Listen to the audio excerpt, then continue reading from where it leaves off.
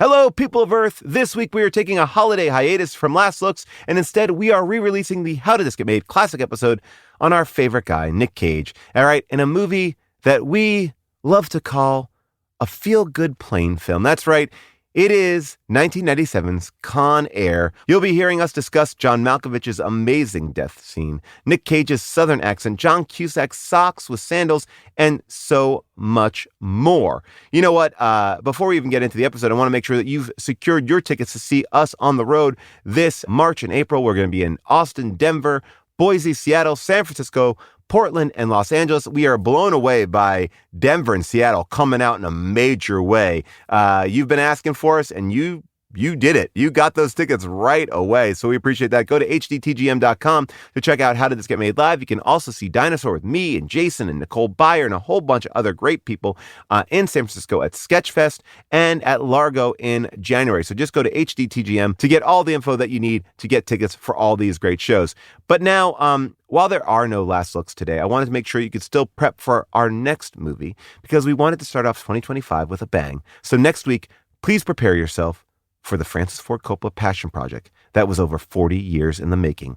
I am talking about the 2024 sci-fi drama, Megalopolis. That's right. Rotten Tomatoes gives this film a 46% on the tomato meter, and Adam Graham from the Detroit News says Megalopolis is an experience more than it's a movie. And as an experience, it's unforgettable. And honestly, I agree. You can rent Megalopolis on Apple TV, Amazon Prime, and Google Play. And remember, if you have any corrections on our last episode, Bad Boys Ride or Die, post them, because we're going to be covering both Bad Boys and Megalopolis in our new Last Looks episode. So make sure you submit those corrections and omissions on our Discord at discord.gg/hdtgm, or leave us a voicemail by calling 619-PAUL-ASK. That's all I got, people. So now, without any further ado, enjoy this re-release of Con Air. It's like an all-star version of The Love Boat, except with sociopaths, murderers, and serial killers. We saw Con Air, so you know what that means.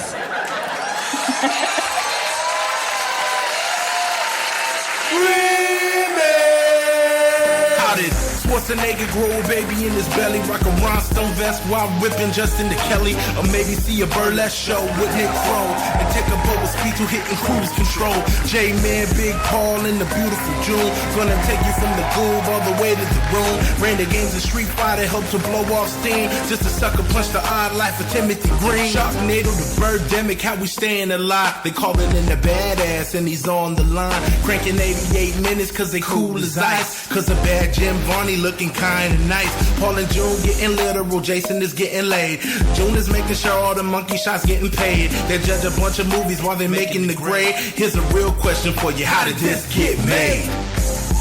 Hello, people of Earth! And hello, people of Largo! We are coming to you live from Los Angeles at the Largo. Largo is an amazing theater. If you're ever out here in LA, come to this theater. They have amazing shows. I don't care when you're listening to this, cool shit happens here. Check out their calendar. They're awesome. So we want to thank them for always giving us such a nice place to do the show. And thank you guys all for coming out. Thank you guys. Thanks. I've pimped you into an unnecessary applause. Please welcome my co-host to the show, Jason Mantzoukas.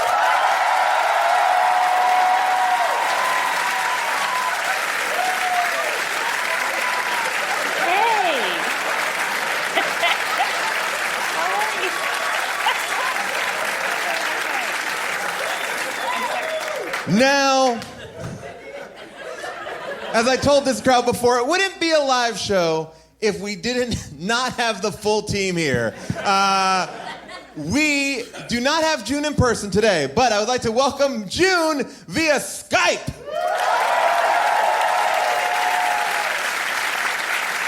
So wish I could be there. It's making me crazy. I'm so sorry I'm not there. All right, well, welcome, June. Welcome. And obviously, I know, Paul, you've said this, but if this doesn't work, really feel free to just, cut the cord with me. Just let me go. June, just let me go. I have great news, June. It is working. You can see a little bit of Jason. Oh, that's good that I can see Jason now.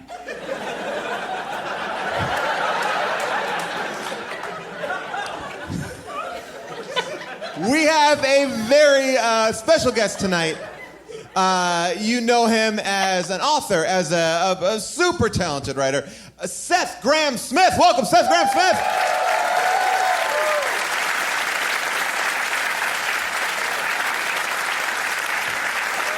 Oh my gosh, here we go. This is one of the most visual podcasts we've ever done. Yeah, well, one of our members. Of this is predicated on June. Do you know, June, that you're on the big screen, right? I'm not totally comfortable with it. This feels insane to not be able to see the audience. It is feels completely amazing. Insane. Con Air! All right, so let me just start off, and I thought about Con Air when we were watching it, remembering back to a How Did This Get Made episode where we had Danny Trejo on the show. Yes. And give it up for Danny Trejo! Danny Trejo. And I asked Danny, I said, you've worked with all these people. You are like a Hollywood badass. Like, when movies, people don't want to mess with you. They don't want to fuck with you. Like, in Con Air, you were surrounded by a who's who of what I guess people generally think of the craziest actors in Hollywood, right? You were on this insane, like, Love Boat-esque prison ship with them. Who is the craziest guy? And he answered us after a moment of thinking and said, John Cusack. Yes. He said he was most afraid of John Cusack. Yeah. Danny Which is Trejo has interesting been to prison. He said that John Cusack just has something behind the eyes that scared him. This is true. So I just want to put that in perspective. But Con Air, I had to go out and say this is a movie that when I first saw it, I did not like it. Paul, I'm going to disagree with you. Here's the deal. And I thought it before we did the movie, before I watched the movie, because having seen it before, and I then was reminded, this movie is fucking awesome. This is an awesome movie that should be, we should call this whole night, Thank God This Got Made. Because both of these movies are fucking dope. I think in watching it again, yes, and watching again, I feel like I enjoyed my experience of it more. But but it's also like drinking like Jaeger. Like, it's like in the moment, it's like, yeah, Jaeger shots. Then the next day, it's like, why did I do that? What? Was it really that good? See, I don't know, man. I have legit almost no notes. Because for me, the movie made sense. It added up. There was nothing that I was like, I gotta make a note of that because that's crazy. Nope. I'm like, nothing. Yes, on board. On board. Nic Cage's accent, on board. On board. Let's see what our guest Seth. What was you're coming into this movie? Where were you? Well, I hadn't seen it since 1997. So I hadn't seen it since the theater. I don't remember liking it or not, but I watched it a few times in the last few days, and I do have some notes. You have pages of notes. I have pages. For the listeners at home, you have pages of notes. I have pages and pages of single-space notes. I have a lot of notes, too. Yeah. Didn't take them. Just loving this movie. Because I would argue that the one thing the movie doesn't do is make sense. Correct. I think it is enjoyable to a certain degree. Yeah. But it does not make sense. It adds up. This movie... Top to bottom, T to B guys, this movie adds up. What I love most about the movie is its subtlety. The fact that, the characters are real, complex, three-dimensional, living, breathing human beings with hopes and dreams and nuance and certainly not stereotypical. It may be the most racist movie since Birth of a Nation. I'm just putting that out there. I am glad that you brought that up because that is a theme on our second opinions. June, did let's you have check in with something you wanted June. to say? Well, okay. I just want to talk about where I was coming from just as a viewer. I for a long time, I thought this movie was a different movie, and I was going around telling everybody I loved this movie, thinking it was... What did I think it was, Paul? I don't remember what you thought it was. I thought this movie was another airplane movie. The movie Airplane? Not the movie Airplane. Soul Plane. Snakes sorry? on a plane. Not Soul Plane. Flight Plan. That's a serious. Not Flight No, Plan. okay. Well, we had a whole discussion about it. Was it President on a Plane? Oh, Air Force One. Air Force One. Hey, But here's what I'm you realizing. thought Con Air, the movie Air Force about One. convicts on a plane, was Air Force One, the movie about Harrison Ford as the president. Yes. Welcome back, June. But you know what I realized, though? Wait, where'd she go? She's there. She's there. She's there. No, she's there. She's there. We got her. It's only on audio. It's audio. You'll see Okay. her. You'll I see realized something about myself, which is that I do love a plane movie. I like a movie that takes place in the sky because the stakes are so much higher, and you're dealing with the stakes of what's happening. You understand what's happening Because they're on a But plane. then also the stakes. I'm sorry. Because the stakes are so much higher because they're on a plane. That's right. Yeah. June, may I just check in with you and see, what do you think about a boat movie? I'm not interested in it.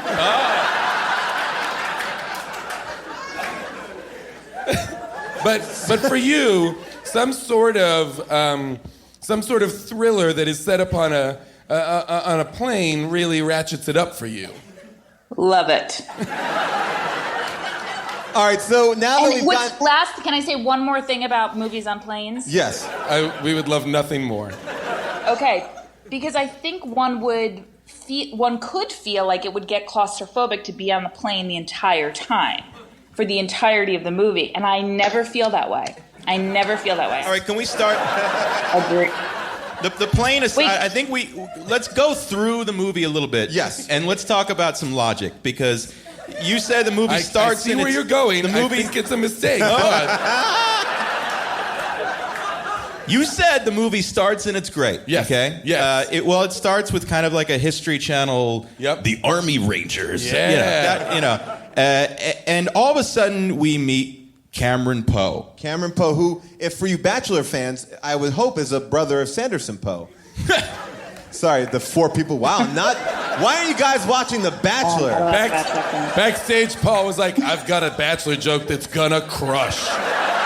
Sanderson Poe, come on. Guys, This give me space. Sanderson Poe Get out of joke. the way when I do my Bachelor joke. Guys, get because out. it's gonna destroy. How dare you? People will riot, you said. Yes. So Cameron Poe gets honorably discharged from the Army Rangers. Yes. And so he goes home to see his baby girl. Can I ask a question, though, Yeah. just before we get in, Seth? Sure. How old, does he seem too old to be? Way too old. Because it was like, "Ba-da-dee-da-da-da." Here's Nic Cage, and I was like, "Oh no, you're too old. Yeah. You're too old to Yeah, be yeah. doing this. You don't look like you belong in the Rangers at all right No. now." Maybe that's why he was discharged. He was like, yeah, you're pushing 35. He We aged just out. realized you're prohibitively old for this. It was a pre-9/11 Army, so different stand. Okay, sorry. You say I'm no. sorry. You say My God. 9/11. Jesus. You say 9/11 as if it happened. Right. Thank you. Those buildings are still there. Guys, stop worrying about what happened in this country. Start watching The Bachelor. So Cameron comes home to see his super hot waitress wife, who's been, it's in Mobile, Alabama. Yes. And something interesting, he steps off of a tiny little dinghy fishing boat Yes. onto a dock and walks up to the bar where she works. Now, does the Army send all of its Rangers home via tugboat? I thought that that was odd because it didn't seem like that place was on an island. Yep. Right. You could have probably just flown You could have flown or driven or you could have come the other way. But here's what gets the whole thing started. This is what sends Nicolas Cage to jail. Yes. And gets the whole thing started within the first 3 minutes of the movie. And I grant you that, Jason. It wastes no time. Fuck It wastes no. no time.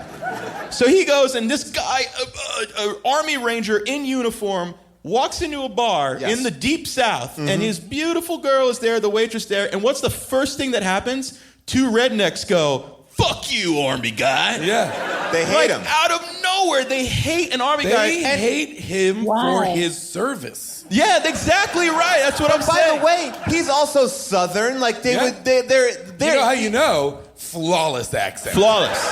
I will say that in the research of this movie, I will tell you that Nicolas Cage traveled specifically to Alabama to perfect his accent. Well done, Nick. Yeah. Time well spent.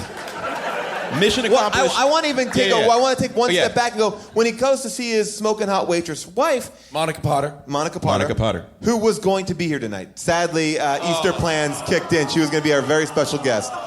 So a real bummer there. She was very excited. Joining us is Nicolas Cage. Also via Skype. That would be amazing. But to me, the thing that kind of already started this off, he has been away for a while. He comes home, kisses his wife's belly. Her belly is flatter than anything. Yeah. She's 1 hour into her pregnancy. Yes. And who got her pregnant? Who got her pregnant? Yeah, because he just is like, hey, honey, like, when did that happen? Well, I mean, I'm sure he had some leave at some point. Guys, you're not going to find holes in this movie. Yeah. Try as you might. But Monica Potter literally has a six-pack. Yes. And she is built. And he leans down, he kisses it, and goes something like, "Oh, baby girl, how's our baby girl?" Yeah. You know, and he knew everything. And you already know it's a girl, right? And so apparently, with 1 hour into the pregnancy, and like at least put her in a pregnancy suit. It's only one scene. No way, guys. This is a Jerry Bruckheimer movie. There's nobody in a pregnancy suit, okay? Right. These girls are, even if they are 7 months pregnant, they are shredded. True. That's a good point. But she is 9 months pregnant in that scene. So these two redneck guys at the bar, or two or three redneck guys at the bar. There's three. They see a special forces guy. Now they've seen this waitress Monica Potter every night at this bar. They know her name. They know her name. Yep. They've left her alone, right? But tonight they wait for her special forces, proudly serving this country hero to come back, and then they want to kill him. They hate him, and they even go so far as to be like, "It's guys like you that are the reason we lost Vietnam." Right. I was like, these guys, where are these guys coming from? Like, what is their... That means where that they are are... at politically? That means that they are... That they think of him as being a weak military guy? Something, right. Because they by saying they lost Vietnam, they're like, we want strong military, but you're a pussy. But you're a pussy. Right. Yeah. I bet you never flamethrowered a village full of children. You son of a bitch. I'll teach you to come home from war, you asshole. Without a necklace of ears. Oh, all right. Well, yeah. So they go ahead. So he fucks him up, Nicolas Cage. Like he walks his pregnant, allegedly, wife out to the car, and these three guys come at him to kill him in the rain. In the rain, in the Mobile, Alabama rain, and he kills one of them in self-defense. Well, it's that thing, and it's that thing that I love, and the police. No, the judge says it at his trial. I have that clip. Okay, great. Yeah. But I love that. Like, I feel like Nicolas Cage. Like, all they said was, "You're a guy who's always so up for justice, but you're a deadly weapon." I don't know if I have the exact quote, but it's something like, you are not subject to the regular laws of the land because your body is a lethal weapon, a killing machine. Yes. Right. Because he is. Now that is not something that is true. That's not true. Being as it may be that these men wanted to rape and murder your pregnant wife, you, as a special forces guy, are just too dangerous. You have to withhold. You got to go to jail for 7 years. You got to go to jail for 7 years. Another thing, too, we don't see it in this clip, but 7 years. 7 years. 7 years. 7, Did you yeah. think that was too long, Yeah. June? Did you think it was too That's long? way too long. Yeah, it's way too long. That's It's way too long. So immediately before... If you are not seeing it, June really is taking in the 7 years, almost more than Nicolas Cage does. Can I say one thing? I know I've expressed a couple fears I have. It gets me so upset when people are incarcerated for too long, or they go to jail and they shouldn't. And yeah, 7 years is upsetting. It's upsetting. And that's just for a fictional character. Right. That's right. I mean, imagine, June, like people in real life. I mean, believe me, I've watched. Cameron a lot Poe is a Netflix fictional documentaries. character. Well, you still do that podcast about maximum minimums, right? That is just about It drops every unjust Friday. prison sentences for small amounts of drugs. One of my theories about this movie, immediately preceding this courtroom scene in which we learn that he's a deadly weapon and therefore subject to a whole different legal system. Yes. And you would think that they would go the other way, saying, hey, you're an Army Ranger. We Right. know that you wouldn't use force unless Right. it was a situation in which it called for it. But I want, next time people watch this movie, just the scene before this is Nicolas Cage sitting in the hallway of the court building with his lawyer. Yes. And his lawyer is like this sweaty, nervous wreck. Yeah. His like shirt is disheveled and his hair is all fucked up. Yeah. And like, I think get this is a new really lawyer. right. You know you're fucked when your lawyer cannot afford a coat. Oh, and by the way, when your lawyer, when you in self-defense killed someone who was stepping up to you and your pregnant wife, in self-defense killed someone, and he's like, you should take the plea Take bargain. the plea. He says, You should, I can't handle this. It's basically what his lawyer does, which is amazing. yeah. And I love it. There is something about, there's something fantastic about a movie like this that is so testosterone driven and so much about like machismo and all this stuff that the lawyer is like, I can't do it. Right. But it's like the lawyer from The Wire, like, you know, it's like that, like Yes. yeah. But Maurice Levy? Yeah. But I Right? feel like wouldn't this movie Nerds? just to go out for a second and say, but wouldn't this movie be a way more interesting if he was a bad guy who then is like turned good and then he was tempted by the bad guys again and then like makes the right choice? Like that would at least give. Well, I do hear what you're saying, Paul, because there was a part of me halfway through the movie that thought, I don't think he wants to go home. You don't think he want? June, can you I hear me? don't. It's Jason, June. Can you hear me? What'd you say, Jason? At what point specifically did you think he doesn't want to go home? Because I think... Well, even I would argue that the whole movie Go is ahead. him saying, "I want to go home." I disagree. Continue. I think that even when he says, you know, I refuse to bring my daughter to the jail to see me, I would never want to see her. I would never want to have her see me in jail. It just doesn't see. He's such a martyr that at a certain point you have to ask yourself, does he want a relationship with these people? Well, there's... June, It's a good point. I think he 100% does. Yeah. Like, he somehow managed, I don't know how, in prison to purchase a stuffed animal.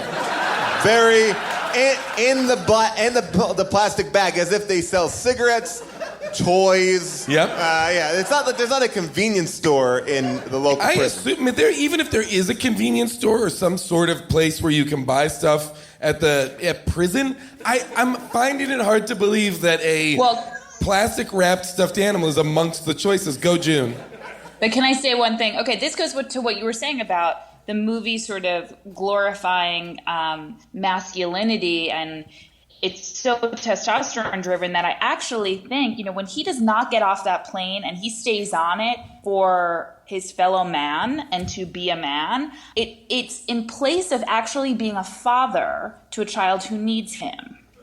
So he does make the decision time and again to be this valiant hero But as June- opposed to a father and a husband to the people who really need him at home. June, if I can interrupt you. Thanks, guys. I'm a little fucked up right now because it's almost like you're saying this movie isn't sending the right messages. Well, by the way, if we're going to talk about masculinity and how the movie treats masculinity, Right. the gay character, the gay con. Oh, that's a in the whole. We have a movie whole is- topic. I couldn't Very hear what you said, but is respectfully essentially done. his crime was being too gay. A very respectful portrait of homosexuality. To the point of this movie, just we were talking about this briefly backstage. Apparently, this movie was rewritten every day on set, and I feel like every actor was like, "Yeah, and I'll be this, and I'll be that." Jerry Bruckheimer and Don Simpson used to make cocaine-fueled movies. Yes. And Don Simpson was like, "No, I'm out on this one." He checked out. Yeah. He was like, And- "No." and Well, he died. As such, Right, but and but as such, he Bruckheimer did had die twice before this was done. Really? Oh, Yes, yeah? he did. He did die, but this is he. So a actively said, man who no. died on the toilet after doing untold numbers of amphetamines and who Yes. literally wore a leather race suit to the shoot of Days of Thunder and had himself photographed with Tom Cruise. This movie was too much for that guy. Not I in. would- In. He was out of that movie. I would argue that I'm assuming that Bruckheimer just then had twice as much coke, and as a result made this movie. Because this movie is, in the best way, absolutely bonkers. Like, I know that I overuse that, but this is it, and this is it on like 10. Like, You know why I think it is, Jason? I know Why, I June? said it was about, there's something exciting about seeing action in the air, but I think it's also the added element of You love planes, June. You love I planes. love a plane movie. I do love a plane movie. But it's Surprisingly, also though, this- tell the audience how you feel about planes in real life. hate them.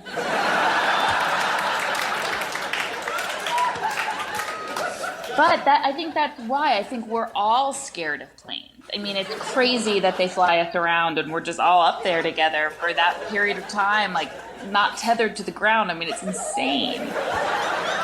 So you're talking Insane. now. But then also combined with that, there's also, I think, the movie taps into a real fear of prisons and prison culture and what it is to be like locked up.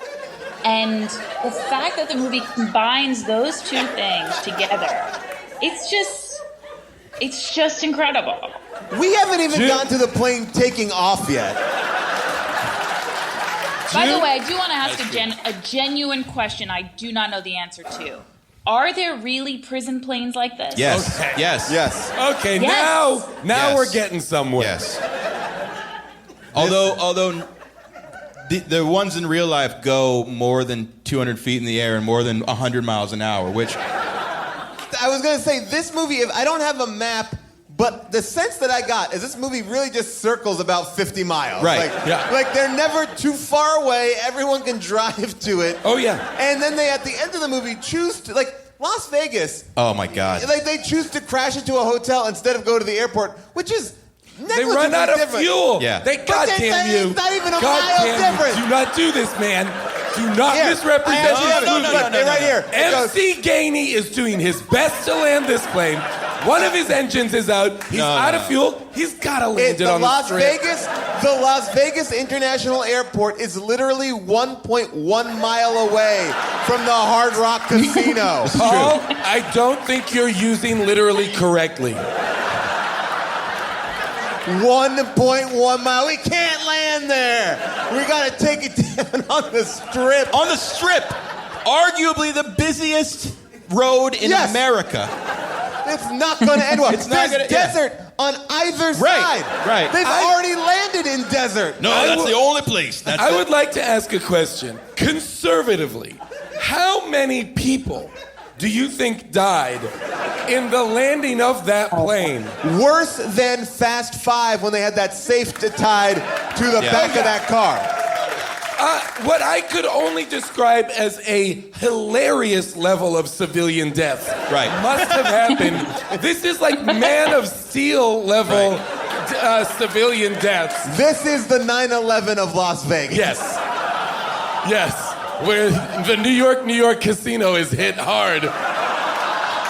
Hang on. Stay with me, guys. The government did it.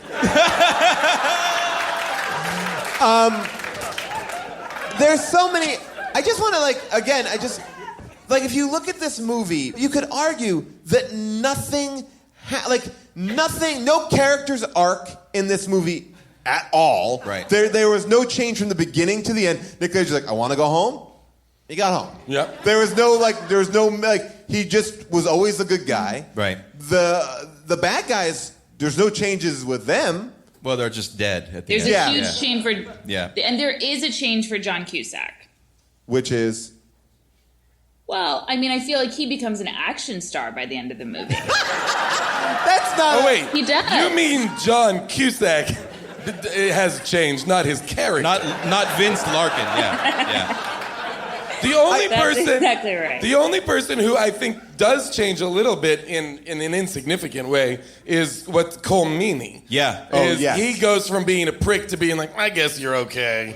Again, in true Bruckheimer fashion, Cole Meany from Star Trek Deep Space Nine and Star Trek Next Generation comes in and is just an asshole from moment one. Yep, right. And he hates John Cusack, who's a U.S. Marshal, who we've only I know of U.S. Marshals as like badasses. They're not like... I'm sorry, not if you're in the DEA, bro. If you're in the DEA, the U.S. Marshals are basically pussies. I saw apparently. the movie, yes. The first shot of John Cusack in this movie is of his feet, and he is wearing sandals with socks. Oh, I did not put that together. Okay. Is that true? That is true. And didn't there notice is another shot in Las Vegas, so he arguably doesn't learn anything either Right. in the movie, because at the end of the movie he's still wearing sandals with socks. But And he rode the motorcycle with sandals he and rode socks? the motorcycle, and by the way, apparently he flies an attack chopper. He knows how to do that. Yeah. And this- but and all he was that able to action- drive wherever he got in that car, drove to the airfield in record time. record time.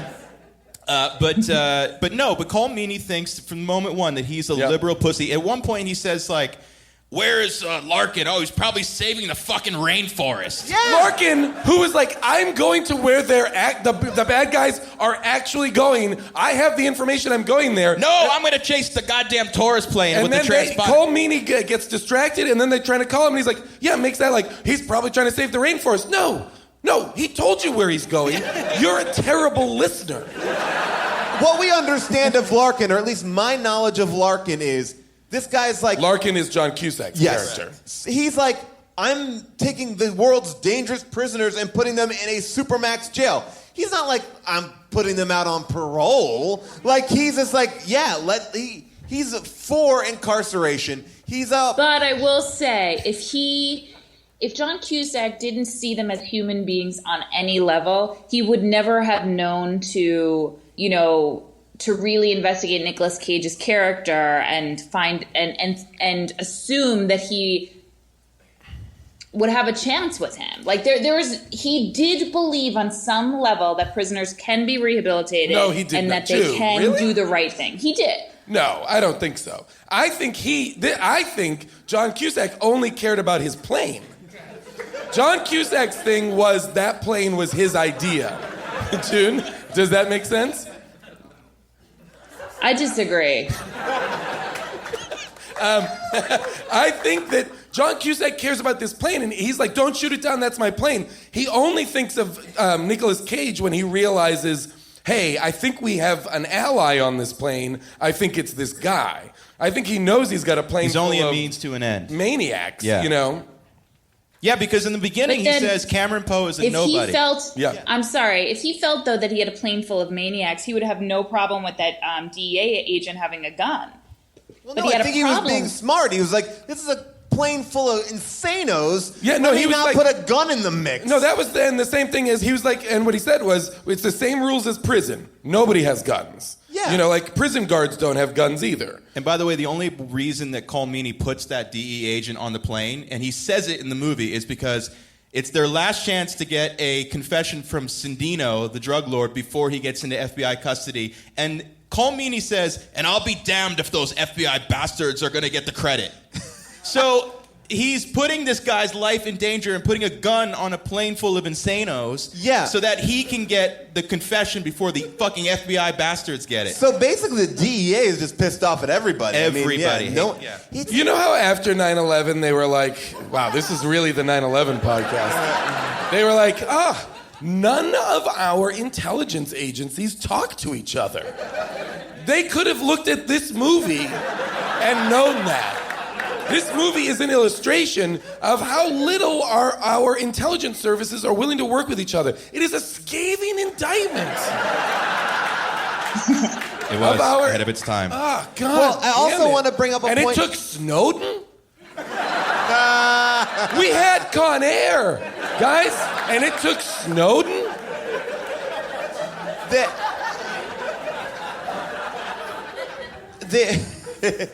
This movie. Oh, all right.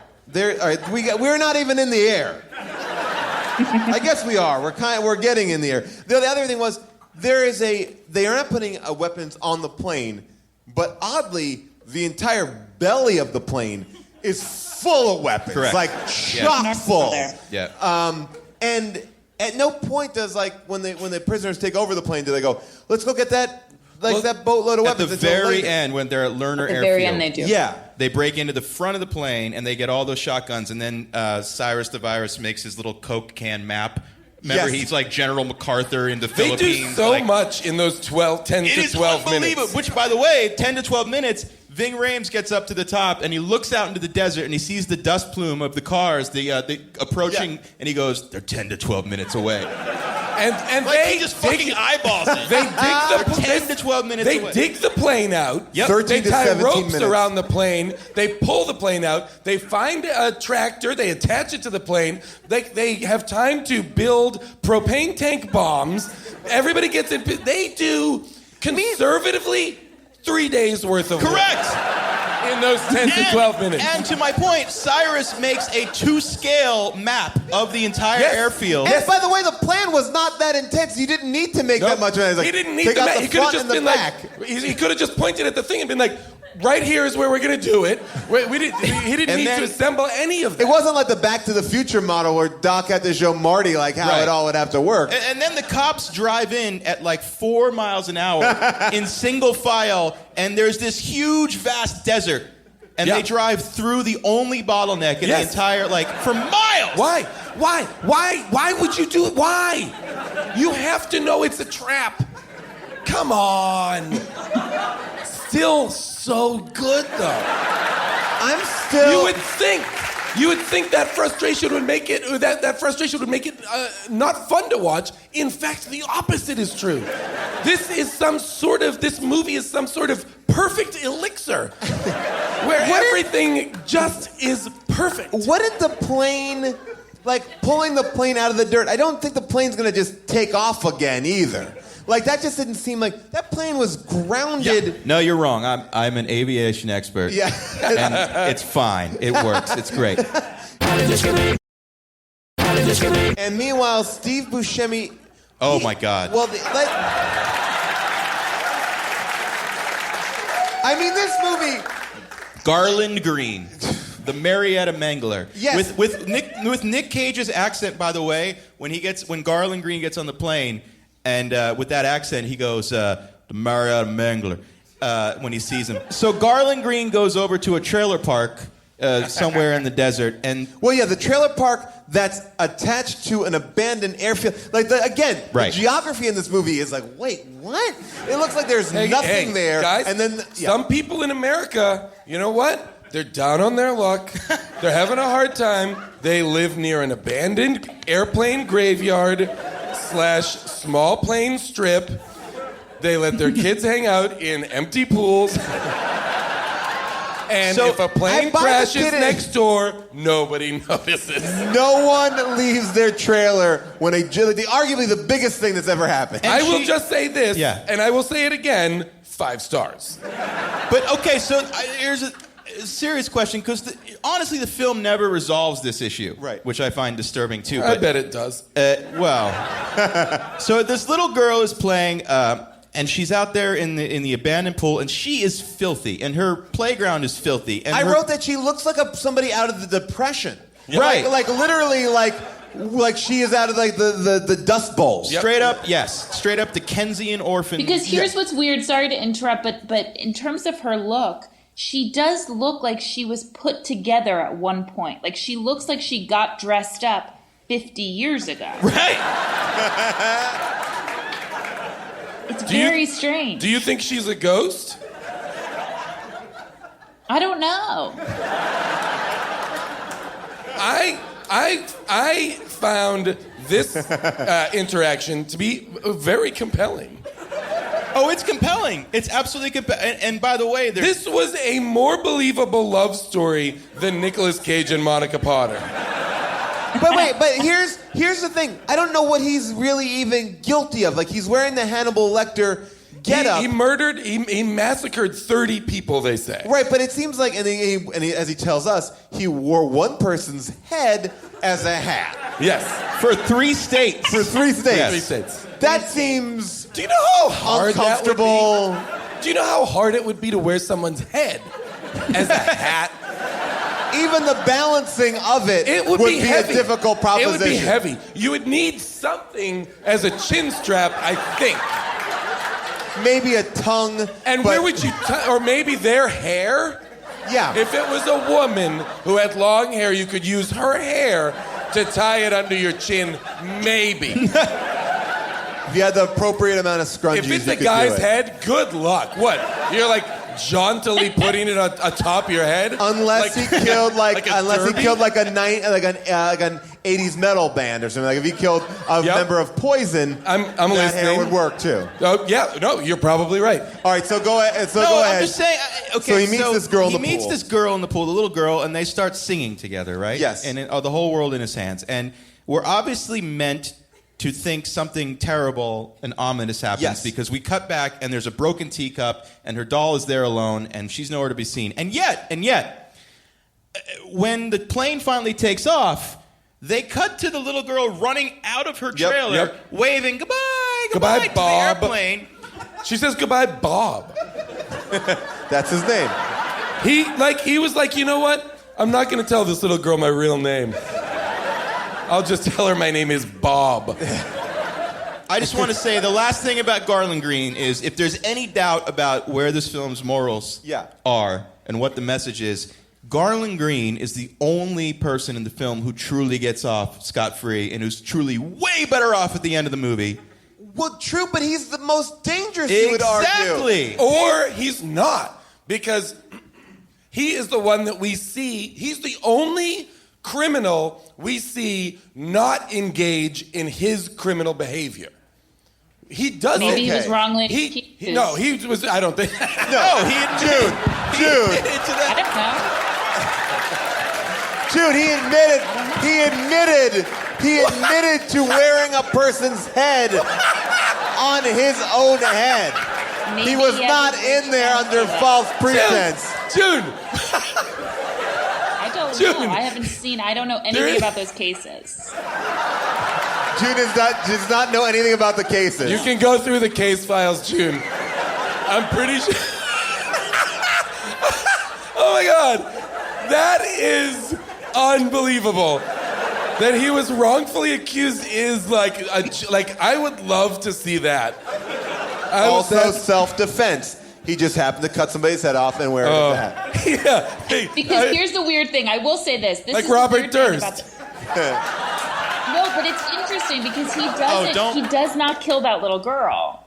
And if he's that much of a serial murderer, it would seem that he would need to kill her more than he would need to get back on that plane. Well, I think this is my conjecture, is that he is, because he says, I mean, he does say something that he has that whole riff about those that killed, like Bundy and Gacy killed for the thrill of killing, and thrill of it. But other people kill only when they are pushed to kill or whatever. And that is like Robert Durst. Like somebody says in that the same thing. Like when pushed to a corner, I think Robert Durst is capable of murder. I think he didn't kill that little girl because that's not his deal, man. He doesn't. Then why have that scene in the movie? To make you afraid he's gonna. And then it's like, oh, he didn't.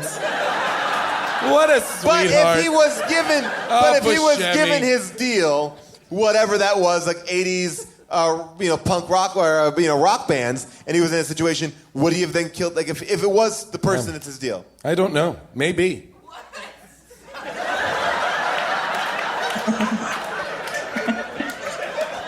The one thing I can say. That person is freaking out. Are you okay? We have so much. I mean, we do have so much to talk about. Can we Man, talk I want to about- talk so much more about this movie. I would roll right through the next show just talking about this movie. We barely we scratched the can't. surface. Guys, shut up. We can't do that. Can we talk about really quick? Can we talk about the reason that Cameron Poe does stay on the plane, which is Yes. Baby O, played by Mackelty Williamson. Yes. Right. Who we know famously as Bubba Gump or Bubba Blue. from Yeah, well, Forrest I didn't Gump. even know his last Bubba. name, but Bubba, the guy who likes shrimp. The guy who launched 1,000 Bubba Gump restaurants. Right. So they meet in prison. They're cellmates Yes. in prison, and they bond over. Nic Cage gives him a ho-ho or a snowball. Yeah. Snowball. And then we learn, and he takes it, and they're like, we're friends now. And And he then- runs the library. he card? runs a library. But then we learn he's diabetic. Oh, wow. Wow. That just blew my mind. He essentially almost killed him. Almost killed him. And then maybe that's why he has to stay on. he He's has like, to almost save killed his that guy. life. So that's what I'm saying. I also want to point out the fact And why that was he even on that plane? because they were both They were moving him. They were moving him. But they're like, to me, that the logic of this was weird. Is like we're taking the most dangerous criminals Right. and putting them in a supermax jail, but then we'll also take this guy who only seemed to live not that far away. We're Right. gonna put you I on would the have plane. thought, And if what you're saying, Paul, appears to be that, because they're moving them to a brand new prison that they've Yeah. built. So they're saying this prison is all of the most dangerous, the most deadly, the guys who have nicknames, and this guy over here, and the guy that murdered all these people, and this guy too. And Nicolas Cage and his roommate are meaningless to the plane. They're barely, but what is that prison? Is it just going to be hundreds and hundreds of the deadliest and then Baby-O? Right. That's what I was saying. Right. Just But, him, that's what didn't make any sense. Perfectly nice But guy. every prison needs a library. He was brought in I as was- a librarian in residence. But the other question too is why not just make a couple of trips? Right. Well, yeah, this plane was making layovers. Oh, there were stops. Right. And There were again, stops. and again, Nicholas was. Oh yeah, I'm trying to think. When that plane does do the layover, he wasn't even getting out there. No, he wasn't. That was in Carson City, where they My loaded point on about Garland. He doesn't really want to go. Yeah. He doesn't want to go home. Well, but but he couldn't he leave can't leave a Baby-O. man He can't leave behind. a man behind. That's the Ranger Creed. Oh yeah, I forgot about that. Which actually, I don't know if that's the Ranger Creed. But that weirdly perfect sandstorm that's going on when which we don't even need to get into. Which is great Yeah. because there's a sandstorm there. Yeah. It's perfect. Right. Well, again, landing a plane in a sandstorm seems, I would say, unadvisable. Right. And hard for MC Gainey, who appears to have a hard time landing any other time but in a sandstorm. Right. Yep. The hardest thing, he's like. He's a very capable pilot. Yeah, but when it was in that airfield, that was a big mess. But I just also want to point out, this is Mackelty Williamson, Bubba, when he gets shot. Yes. Right? There is a scene where he lay dying in Nicolas Cage's arms. Yep. That is almost exactly the same scene that he has with Tom Hanks in Forrest Gump. It is him literally going I don't think I'm going to make it. And literally, the second time in 3 years that he has had to die in the arms of a feeble-minded Southern man.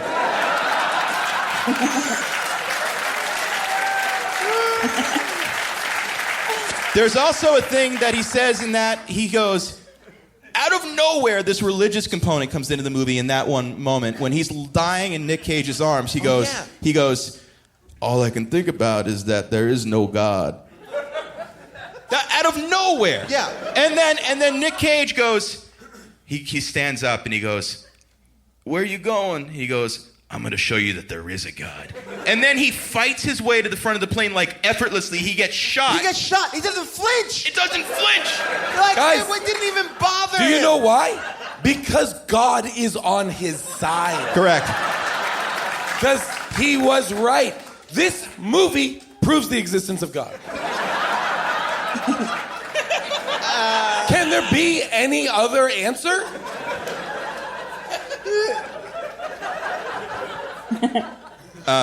I also I want to talk about the score for a second too, lack of it, Yeah. which was like this. The fight scenes are not.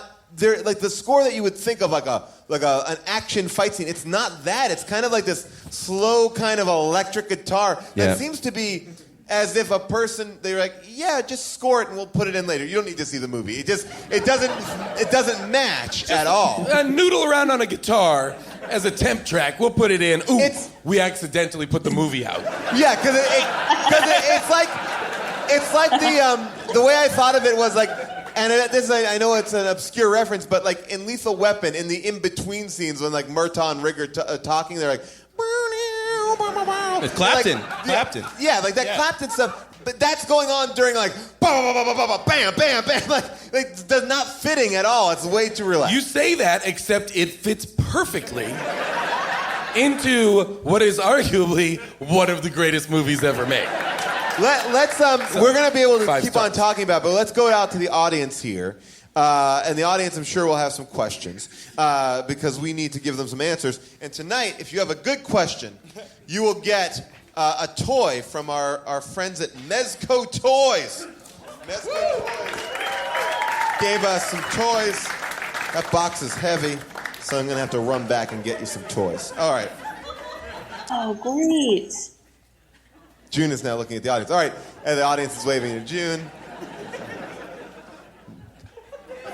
All right, here we go. All right, here's a question. Who has a question? Yeah, right here. Your name, a tagline that you would give this movie, and your question.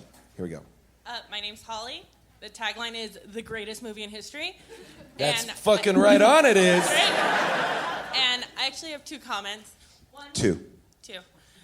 One is, am I supposed to find Nic Cage attractive in this movie? Because there's a lot of shots that tell me I'm supposed to, but don't. June, could you hear that? I couldn't hear the last part. I'm sorry. I only heard, am I supposed to find Nic Cage attractive? That's it. So, That's are it. you? Oh, that's it. What do you I think, don't June? think so. Strong disagree. He is the hunkiest of hunks. You know how I know? Tank top, muscles, hair. TMH, guys. TMH. Okay, your second comment. My second comment is, and I'm not a physics person, but I'm fairly certain you wouldn't be able to read the message on Dave Chappelle's shirt when he hit the car. Very good point. In this movie, we have jumped out of a big plot point. They dropped Dave Chappelle out of the airplane, but before they He's dead. He's dead already. He's dead. But before they do, they write in magic marker on his chest, and then let him go thousands of feet. Oh no! If that happened in real life, he would legitimately explode into tiny bits. He would like explode like a water balloon. I saw boom, someone. boom, boom. I was in New York City when someone jumped off the Harley Davidson Cafe, and that was maybe like Legitimate though. If I was at the Harley Davidson Cafe, I'd be like, I don't know why I'm here. I got one way out. Yeah, you're right. They were able to read. They read his lettering similarly to like in Die Hard, where they write on the guy's chest. But this guy dropped from 5,000 feet. I'd also like to take this opportunity to point out. All right, here we go. We got another question out here. Ma'am, your name, your slogan or tagline for the film, and your question. Okay, my name is Daphne. My tagline would be, before Angry Birds, Con Air.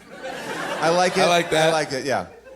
Okay, my question is, when they introduce John Malkovich, a.k.a. Cyrus the Virus, they say he's 39 and he spent 25 years in prison, which means he would have had to gone to jail when he was 14. They said he has spent 25 of them. That's correct. In our prisons. So on and off, I think. Yeah, but then he would have had time off, and so what? He went to jail when he was 3 for having the American cookbook? I mean, yeah. Yeah, Daphne. Like, you say that like it's impossible, but he's the bad guy? Doy? John Malkovich would refuse to do press for this movie because he did not know what his character was doing or what his character ended up doing based on what he shot. But is that true? Yes. John Malkovich. So the idea that you could do an entire movie and be like, I don't know what my character was doing. I don't know what my character did. I don't know what has happened in this movie. When you are one of the main people that's amazing. he has, though, I will give him this. He has, I don't think this is up for debate, maybe the greatest villain death of all time in this movie. It's a pretty good one. And it's a four-parter. Oh, yeah, let's talk about that. By the end, he's up on a ladder. He's been handcuffed to a ladder on a moving ladder truck. Because after there are airplane chases, helicopter chases, car chases, dump truck chases, there's a fire truck chase. Correct. And by the way, they get off the strip and into a very industrial facility. Jim, what did you think the James Bond movie, too, that we did also had a fire truck chase, right? Yes, it did. But why not just get into the sort of car part of the fire truck? Why was he hanging off the ladder? Unclear. Yeah. I would argue because it's cooler. It is cooler, yeah. You know, like, I'm the cool guy, so I'm not going to ride up front with MC Gainey. Yeah. It's the same reason he doesn't spend a lot of time in the cockpit of the plane. It's like, for dorks. It's like Teen Wolf. When he's driving that van, he's got to surf on the top. Yeah. No, when you're the cool dude, you don't ride in the cab or the cockpit. You ride either atop or in the back of whatever vehicle. So he did have a 4-part death, which then ends. Yeah, go ahead, Seth. Well, my recollection is he's on the ladder drives through some kind of in-between casino land bridge, and he's thrown through the structure. Then he lands on, somehow, inexplicably, power wires. Yes. And he's fried, but then he comes down off the power wires and lands on a conveyor belt in an abandoned construction site in which all the machinery is still going. Yes. And this is within throwing distance of the strip. Of the strip, correct. And then there's one of those, like, earth-flattening giant hydraulic hammers, so he slowly rolls off the conveyor, then is dumped in a pile of rocks, then looks around like, what's going on? What? And looks up, and then he gets flattened. But it's truly... But what the testament to this movie is, and by the way, that fire truck crashes because an armored car stalls. Oh, yes. For no reason in the middle of the strip at precisely the right time. It's a testament to the logic of this movie that you're like, that could happen. Oh, yeah. Well, that's what I'm saying. When I watched this movie again, I was like, I enjoyed this. And then I'm like, wait, what did I just watch? And none of it holds up. Except it all holds up. Is that you seem like you're standing here. All right, who has a good question? Well, let's only take one question. You, sir, come over here. One question. Yeah, come on. Here you go. Oh, you got a notebook. Good, I picked the right person. Sir, your name, your tagline for this movie, and your question. My name is Justin. Welcome, Justin. Thank you. The tagline's actually my friend's idea. It's Nicholas Uncaged. Ooh, like that. Really like that one. Awesome. That works really well. I was wondering, you guys touched on it earlier. Could you argue that Steve Buscemi's character with the little girl, that little girl was actually a figment of his imagination? She doesn't interact with anyone else. I pray to God that she was. No. Well, no, because the figment wouldn't wave goodbye. She has her own shot. Yeah. She has a shot where she exists alone in the shot, so I don't think that would work. But you could also argue the filmmaking of this movie would not pay any attention to that kind of logic. Yeah. So it's open to interpretation that this could have been a ghost. Or a figment of his imagination. Yeah. But, I mean, you could yeah. argue the whole movie could be... Wow, okay, let's unravel this. The whole movie could exist in the head of an autistic kid. Which is Nicolas Cage's daughter. Correct. Which we don't know.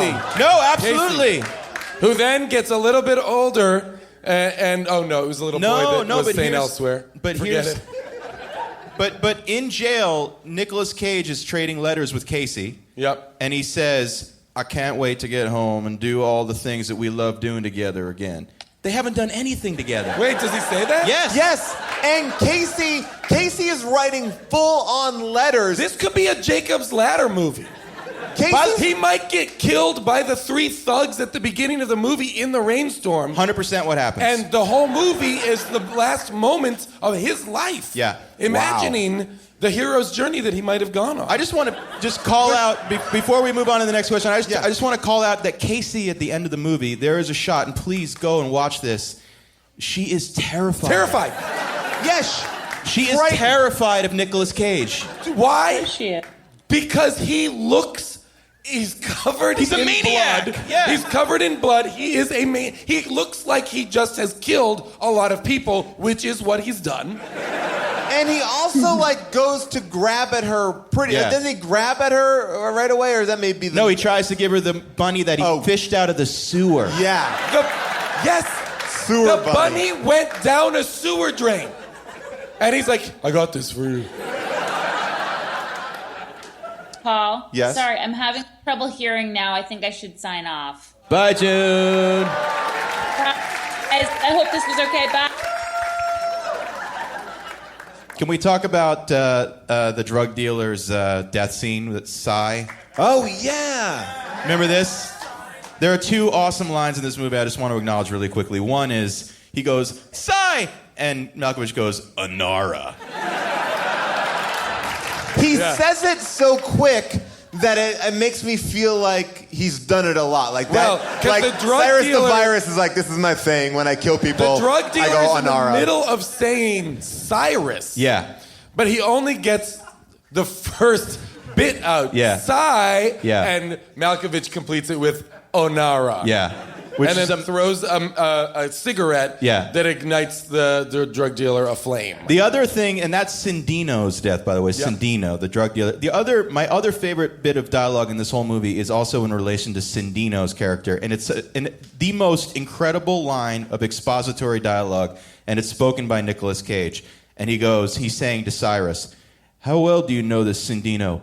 I don't know him that well myself, just what I read. Like how he firebombed that senator's yacht with 2 of his own cousins aboard." That's the line! And it's so incredibly specific. Like, And- we're supposed to believe this dude is hardcore because he firebombed the senator's yacht with 2 of his own... I want to see that movie. And this movie was not nominated for an Academy Award for Best Screenplay. But That's it right. was for Best Song. For Best Song, it was. Thank which God. we'll play that video. I will also say this. I feel like there was a knowledge of all these criminals, and all of them had nicknames. As a person who I feel like I'm literate to the news, I don't know that many criminals with that many nicknames. I feel like that was a lot of... Chemical Ali. Chemical Ali, that's Chemical all I Ali. got. The like Teflon even Don. Robert Durst doesn't have like... Ooh, let's The come up Jinx. with The one. Jinx. the Jinx. Should we call Now it he Is is. he called the Jinx? That's like a super Blinky. villain. Blinky. He's Blinky. All right. Your name... But I your- would like it if we gave our cultural villains more nicknames. I think that's a really good point. Like Pinball. Okay, yes, Dave Chappelle's character. Your name, your tagline, and your question. My name is Julie. The tagline would be Con Hair for that mullet, obviously. Yeah. My question is, when they show the little hangar where Cindino has hidden the plane, where he's hiding it, they zoom in on a box, they open the box, and it has onions and chicken feet in it. But nobody ever addresses it. It's like some sort of weird It's because the symbolism, box but is a why? first aid kit. It's a first aid kit, and he's looking for the needle. So he's like, oh, yeah, first aid kit. He opens it, and it's onions and whatnot. And Which I chicken feet. love. The But set chicken feet dresser's was like, raw. what can we put in here that's better than empty? And by the way, they just pulled out... Like some witchcraft is going on there. Fill it full of stuff for Santeria.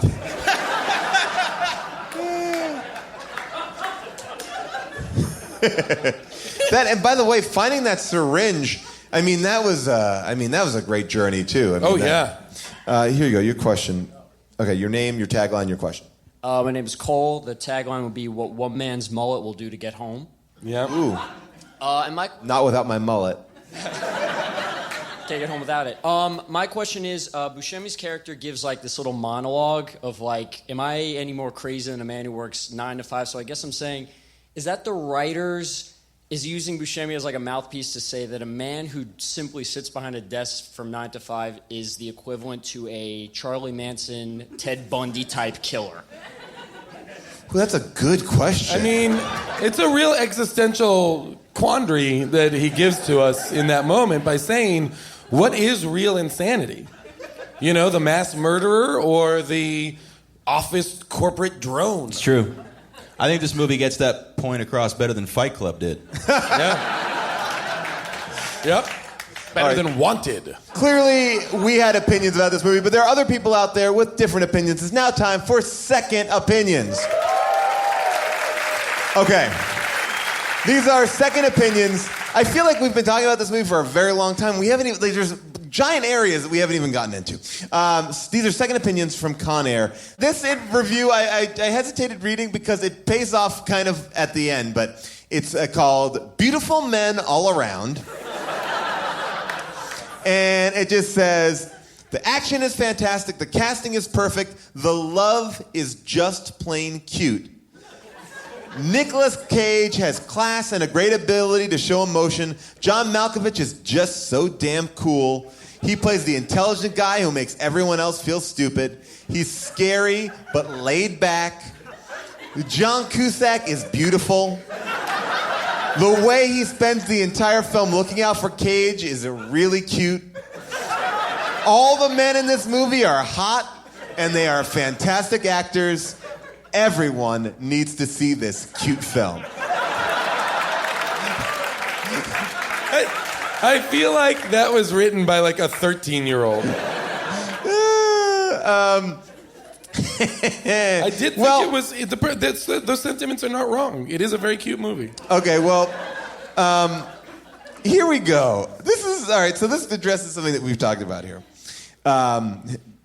Okay. For all of you who say it's racist, well, fine, go ahead. I'm not going to slam you for your opinion. So don't slam me for mine when I say this is the greatest movie. If you didn't like it, don't share it with me, because there are millions of people who did like it, and I'm not going to slam your favorite movie because I didn't like this. All right? This movie also is not about glamorizing criminals. Not at all. They all got caught in the end, didn't they? So what if their sociopaths are likable? They are not real, right? So this reviewer successfully discerned this wasn't a documentary. Yeah. Some kids might think that they are, but then again, those kids shouldn't be watching this movie. People still like computer games and Nintendo, and hey, James Bond even throws a few funny kills. So stop bad-mouthing my movie. If you don't like it, so what? Don't criticize us who did. Which is followed by this guy. This is a great movie.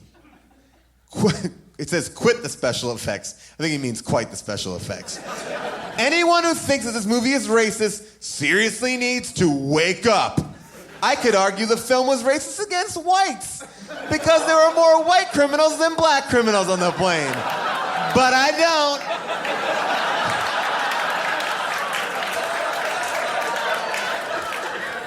don't. Wow. Signed, the Ferguson Chief of Police.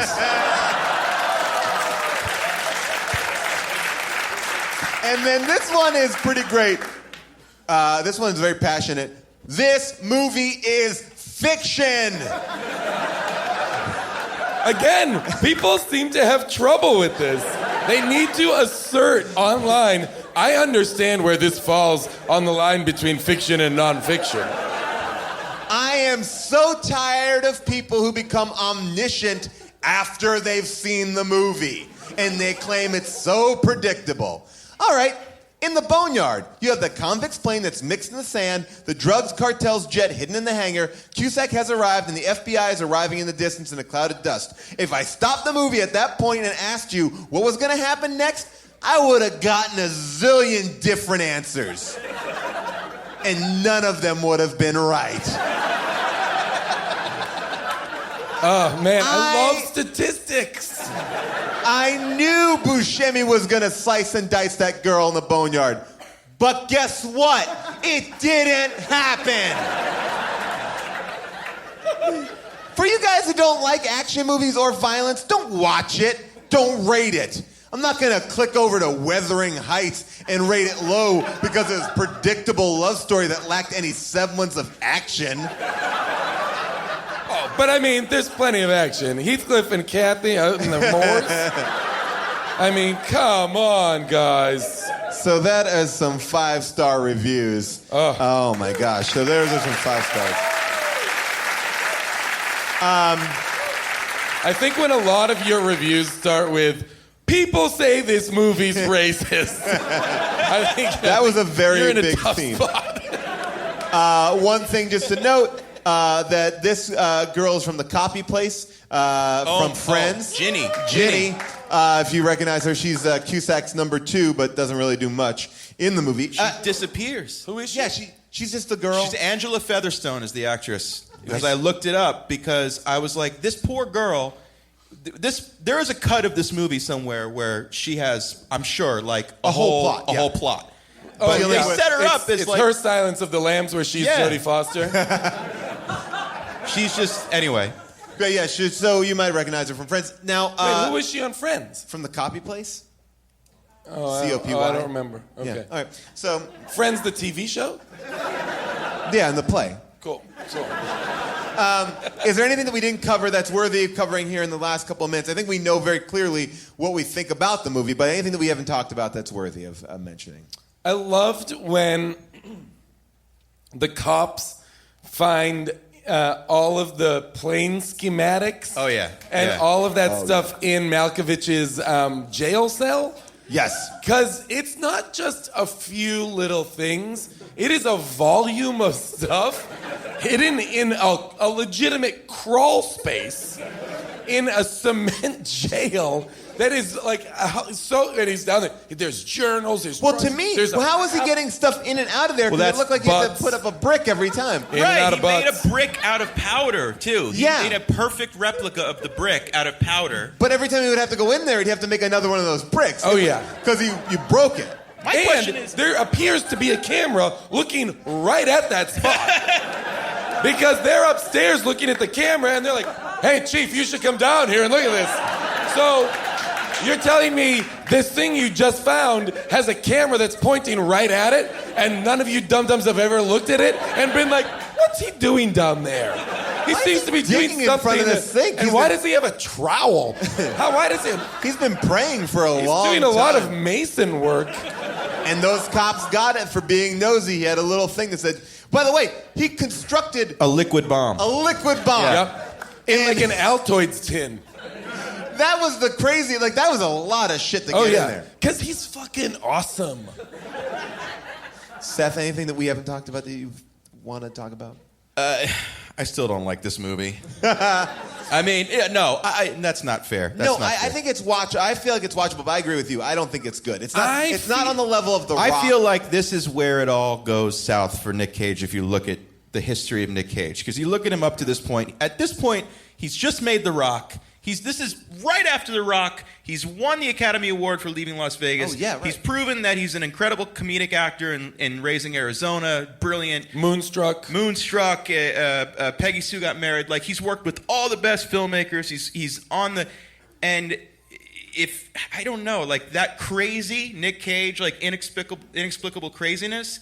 I feel like you could trace it all back to this movie. Well, here's a fact that worthy for the next show we're going to do.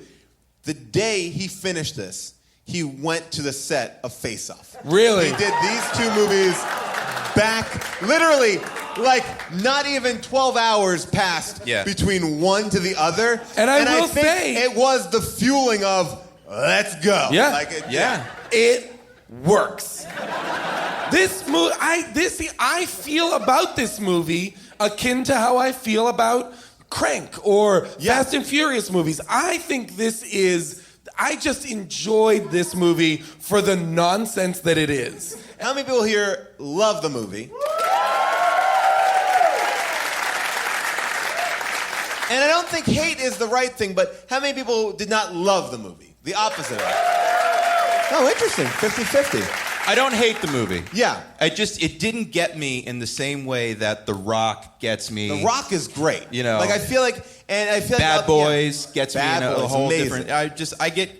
I'm fully in. All the Fast and the You Furious. guys are all in for Michael Bay, but Simon West, you're like, I don't think so. Yeah, I don't know. I mean... I think there is something missing from this movie that those movies have. Like, I don't know what it is. It's Michael Bay. Maybe it's Michael Bay. Yeah, maybe. The only one who's come close to a Michael Bay experience, knock wood, well, first of all, I can say the Fast Furious movies. I think that has that same energy. Right. And then this James Wan with his new Fast 7. I love those movies. Yeah, they're great. I think that this one, for whatever reason, it just doesn't feel like it all clicks. Although the cast is awesome, and I would love to see a remake of it. Prison Plane. Please, come on. This is amazing. One interesting fact about this movie, it's called Con Air, but in France, con means vagina. They had to change that. Ladies. And it did not win the Academy Award. They really did destroy the Sands Hotel. And John Cusack refuses to answer any questions about this movie. That's amazing, too. So before we go, let's just talk. Seth, you're doing the coolest shit right now, I feel like. You have so much cool stuff going on. Tell us a little bit of what we can look forward to. Besides the fact that you have a book out, you have everything. Still writing books. The Pride and Prejudice and Zombies movie comes out in February, so I'm excited about that. Right now I'm busy writing the Lego Batman movie, which comes out. And then it looks like this summer I'm going to be in New York producing Stephen King's It. Fucking cool for New Line.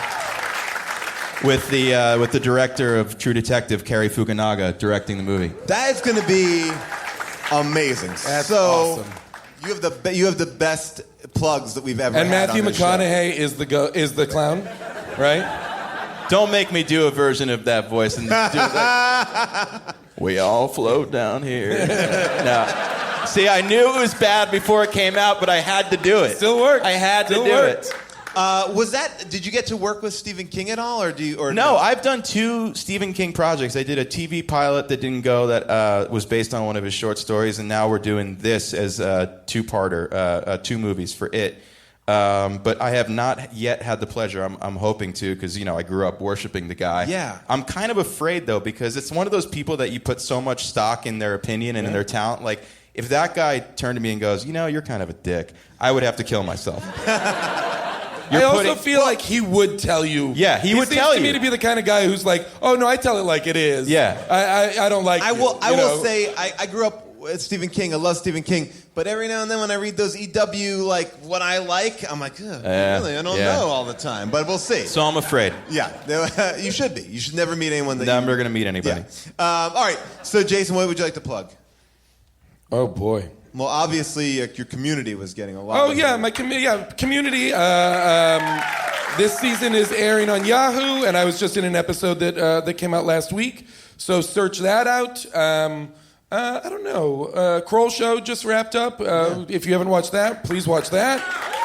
Just a fantastic season of comedy. I don't know. All right, great. I'll plug the How Did This Get Made podcast on the Earwolf Network. That's always good. Yeah, check that out. Check out How Did This Get Made. You can check out Fresh Off the Boat, which is a show that I am on, which is a super funny show. And I want to give a big thanks to everybody here that's helping us out. Nate Kiley, Avril Halley, July Diaz. We have brand new How Did This Get Made t-shirts. They're based on No Holds Barred. Check that out. Thank you guys so much. Thank you, Seth. Good night. How did this get made?